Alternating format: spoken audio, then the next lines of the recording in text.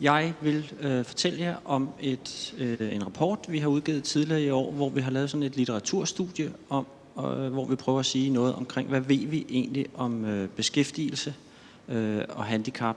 Og det er jo et stort område, så vi har afgrænset os lidt. Så med formålet er altså at skabe et overblik over de studier, der findes om handicap og beskæftigelse. Og vores opgave var også at kigge særligt på, hvad findes der inden for det skandinaviske område. Og som jeg sagde, så er det nødvendigt at afgrænse os. Altså hvis vi bare startede og proppede ind i en simpel søgning og sagde disability and employment, så fandt vi så 19.000 studier om emnet. Og så er man så nødt til at afgrænse, når man ikke har uendelig meget tid. Så det vi gjorde, det var, at vi sagde, at vi skal kigge på folk i den erhvervsaktive alder. Vi skal kigge på folk, der har fysisk eller psykisk handicap, og det skal være varigt. Og vi kiggede på studier, der var udgivet efter år 2000. Og så gjorde vi så det, at vi i stedet for at kigge på alle de primære studier, altså hvor man havde været ude og lave undersøgelsen selv og rapporteret det, så kiggede vi efter systematiske review. Det vil sige undersøgelser, som har kigget og afgrænset sig sagt inden for et eller andet område. Hvad ved vi så ud fra de studier, de primære studier, der er der? Hvad ved vi så om det? Og det gik vi så i gang med, og så fandt vi 58... jeg er lige lidt bagefter mig selv. Fandt vi 58 studier, eller systematiske review, og så lavede vi en oversigt over reviewene, som jeg viser jer lige om lidt. Og så kiggede vi på dem, der havde med effekter, hvor vi så kigger på, altså virker indsatserne, og vi kiggede på de indsatser, der var rettet mod at få folk med handicap ind på arbejdsmarkedet, og de indsatser, der var rettet mod at fastholde folk, som så var i beskæftigelse. Og der kiggede vi på de systematiske review, som ikke havde nogen kriterier, når de lavede reviewet på, hvilke typer af handicap kigger vi på. Fordi der findes, og det kommer jeg tilbage til om lidt, en masse review, som kigger på særlige typer af helbredsproblemer. Så vi sagde egentlig, hvad kan vi på baggrund af de der review, hvad kan vi egentlig sige om integration og fastholdelse af personer med handicap på arbejdsmarkedet. Og så har vi også kigget, som vi skulle, efter den skandinaviske litteratur, og der gjorde vi så det, at vi kiggede i forskellige databaser i Danmark og i Norge og i Sverige og kiggede på nogle forskningsinstitutioners websider.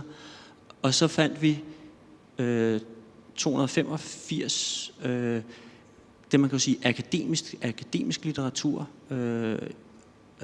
i Sverige og 105 kilder i Sverige og 126 i Danmark. Og det var så ikke review, det var om studier eller resultater af studier eller nærmere bestemt rapporter. Og så gjorde vi det samme som før. Vi ekskluderede studier ud fra, om det var personer, som havde et handicap, det skulle de have, og om man fokuserer på beskæftigelse, det skulle det også. Og så endte vi med 28, 41 og 24 studier. Og så sagde vi igen, nu kigger vi så på dem, der er rettet mod integration og fastholdelse på arbejdsmarkedet, og hvor det ikke er eksplicit er nævnt nogle specifikke typer af handicap, man kigger på. Og jeg skal sige, de studier, der var her, eller den akademiske litteratur, det var typisk evalueringsrapporter, og man kan sige, at i at måle effekter har de ikke vist det sig er af specielt høj kvalitet, så man kunne ikke slutte så meget på baggrund af det. Så nu hopper jeg så over til nogle af resultaterne. Det vi kan i den første del, hvor vi ligesom sagde, nu kigger vi på de her 58 systematiske review. Det vi har gjort der, det er at simpelthen prøve at få overblik over, inden for hvilke områder er de. Så man kan sige, så kan vi på den baggrund kan vi sige noget om, hvor findes der i hvert fald noget systematisk opsamlet viden omkring integration og fastholdelse af personer med handicap på arbejdsmarkedet. Og en af de konklusioner, vi fandt frem til, det er, at der er flere review om fysiske end om psykiske handicap.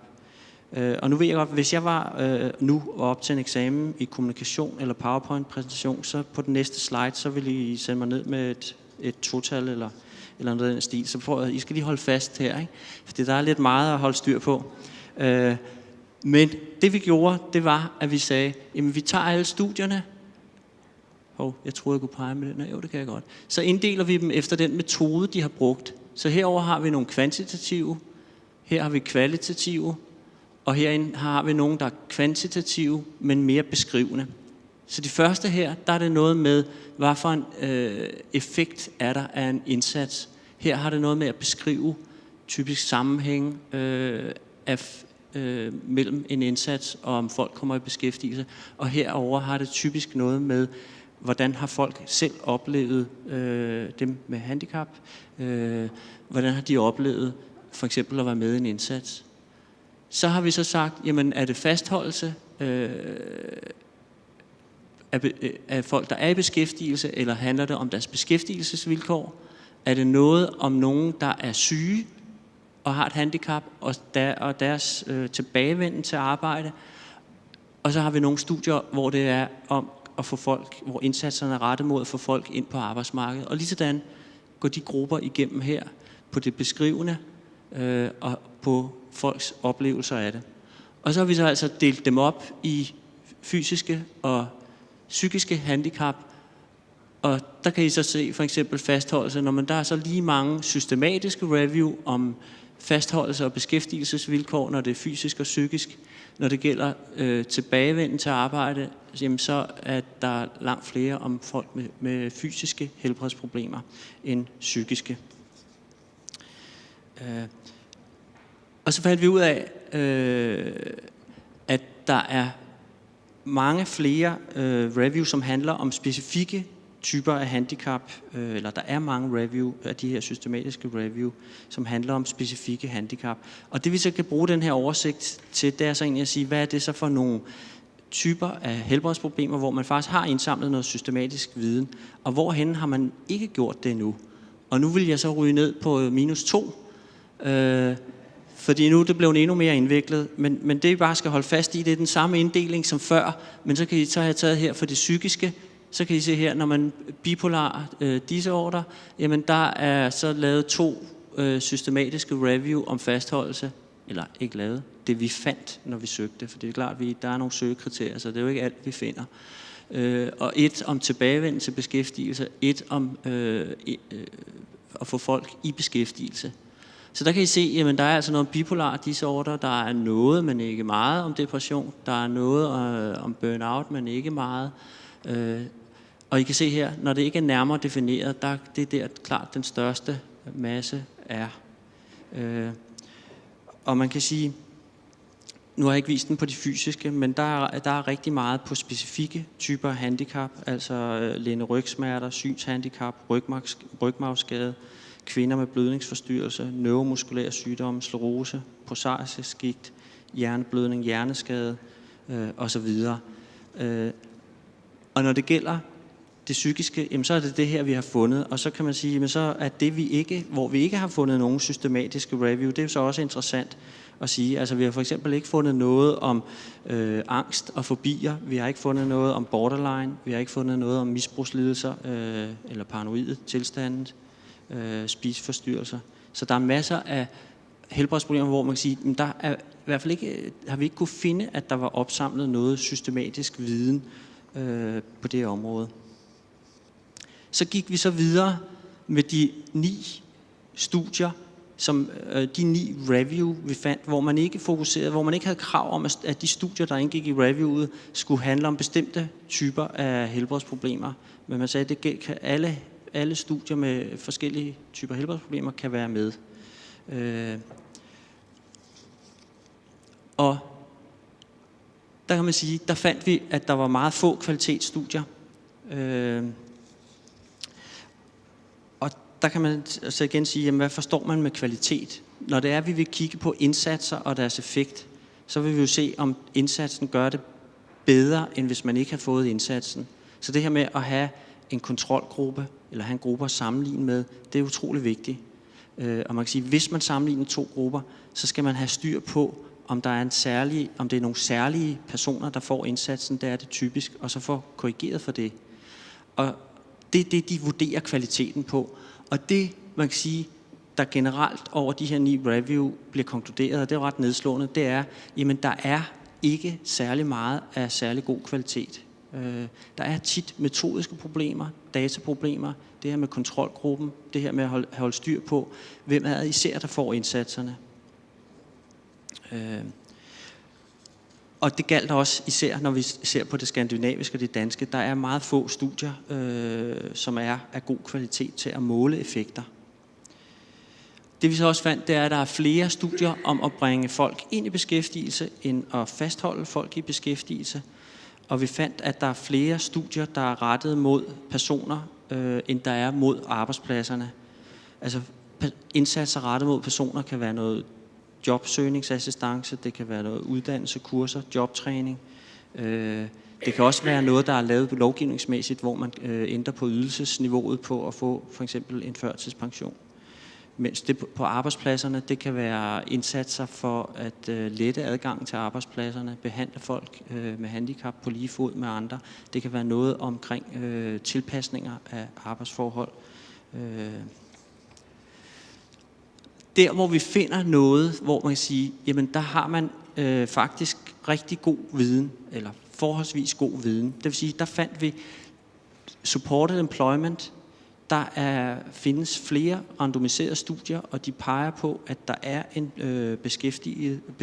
beskæftigelseseffekt af studierne. Og supported employment, det er fortrinsvis rettet mod folk med psykiske lidelser, og formålet er at få dem i beskæftigelse og fastholde dem. Personen støttes i at finde et ordinært arbejde, og man bruger ikke så meget tid på, at folk skal forberedes til at komme ind i job. Det er mere first place, then train, i stedet for first train, then place. Og det samme gælder IPS. Det er en variation eller en variant af supported employment, som der vil blive snakket om i et senere oplæg også. Der er det en jobcoach, der er koordinator, og den personen med handicap er involveret i selv at deltage i at finde ud af, hvad jobmulighederne kunne være, hvad jobønskerne er, hvad ressourcerne er. Og der gælder det også det her med, at det gælder om i forholdsvis hurtigt at komme ind på arbejdsmarkedet, ikke så meget forberedelse. Og så er der en opfølgning, når man er kommet i beskæftigelse. Og det gælder også, der var også randomiserede forsøg, som viser positive effekter.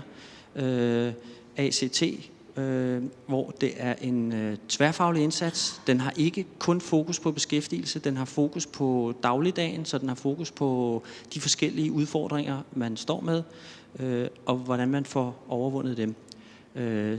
Og der er så til den person, det drejer sig om, tilknyttet et tværdisciplinært team, hvor forskellige helbredsmæssige, arbejdsmarkedsmæssige, uddannelsesmæssige kompetencer er repræsenteret. Så var der også noget forholdsvis god viden, ikke så meget med randomiseret forsøg, fordi det er lidt svært, når man reducerer ydelsesniveauet på førtidspension. Men der viser det, at der overvejende ser ud til at være positive effekter af det. Og så kommer der altså et resultat, som man må sige, det er lidt i modstrid med, hvad vi hørte omkring de hollandske erfaringer. Det her med at reducere tilkendelseskriterierne for at få en pension. Der er den litteratur, vi fandt, der er der altså modstridende resultater i det. Men det kan så måske have noget at gøre med, hvor meget skruer man på knappen. I Holland, der skruede de rigtig meget på knappen. Så kan det også være, at man kan se større resultater. Så er der nogle områder, hvor der er mindre sikker viden. Det er intensiv erhvervsrettet rådgivning, form for case management, kunne man sige. Der ser der ud til, at der er positive effekter. De studier, vi kunne finde, er ikke af lige så god kvalitet. De er ikke lige så velegnede til at måle effekter, som de her randomiserede forsøg, der især var på de andre områder. Og det samme gælder med jobsøgningsstøtte. Der ser også ud til at være en positiv effekt. Til gengæld, når det gælder antidiskriminationslovgivning, så ser det ikke ud til, at det har nogen effekt af de studier, der har kigget på det.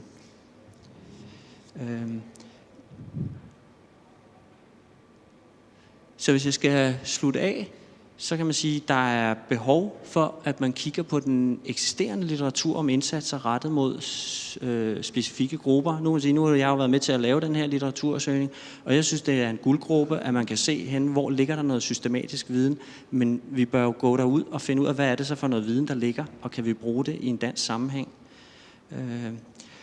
Og så kan man sige, det gælder internationalt, men det gælder også især i Skandinavien. Der er virkelig brug for kvalitetsstudier, hvor man kan sige noget mere sikkert om, har det her en effekt eller ej.